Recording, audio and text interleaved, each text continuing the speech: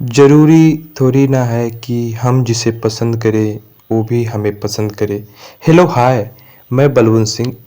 आज जो मैं आपको किस्सा सुनाने जा रहा हूँ उसका हैशटैग है एक अधूरी ख्वाहिश। गांव के उस धूल भरे रास्ते से हर शाम बीरू एक उम्मीद लेकर शहर आता था। उसका बदन खेत की मिट्टी से सना होता था, लेकिन मन में खौफ बसे ही एक था, स्नेहा। स्नेहा का नाम इसलिए ले रहे हैं, स्नेहा वही लड़की है जो उसके लिए सिर्फ लड़की नहीं थी, वो एक रोशनी थी जो बीरू की सीधी सादी जिंदगी में एक रंगीन भरी बनकर आई थी। कोचिंग की पहली क्लास में जब उसने मुस्कुराकर हेलो कहा था, बीरू का दिल धड़कना भूल गया था। धीरे धीरे दोनों की बातें होने लगी। बीरू को लगता था कि शायद उसके हिस्से की खुशी अब मिलने वाली है।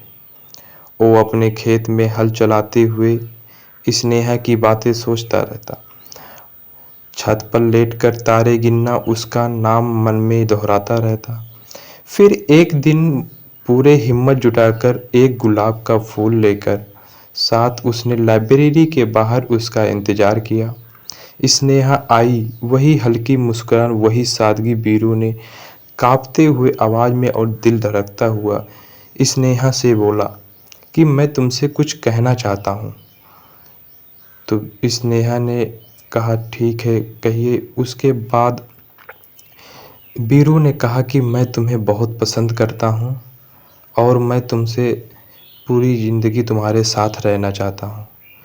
तो स्नेहा ने कुछ पल चुप रही, फिर उसकी आंखों में देखकर बोली कि मैं कुछ सोचकर तुम्हें कल बताऊंगी।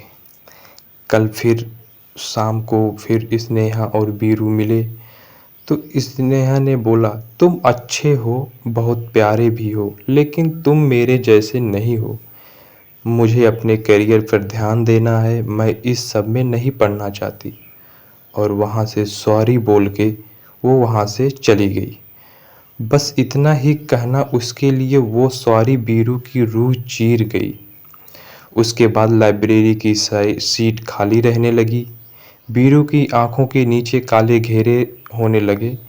खेत की मिट्टी अब उसे बोझ लगने लगी और पढ़ाई सिर्फ एक बहाना बन गई। रात को वो खुद से एक ही सवाल करता था, क्या मेरा प्यार बस इसलिए गलत था क्योंकि मैं गांव से था? स्नेहा अब कोचिंग आती थी, हंसती थी, दोस्तों में घुली रहती थी, पर बीरू के लिए सब थम गया था। उसके ख्वाब अब किताबों में नहीं, आंसुओं में बहते थे। एक दिन चुपचाप बिना किसी के बताए बीरू ने कोचिंग छोड़ दी और वो गुलाब सूखा फूल अब भी उसकी डायरी में दबा था, जहाँ स्नेहा के सॉरी के नीचे।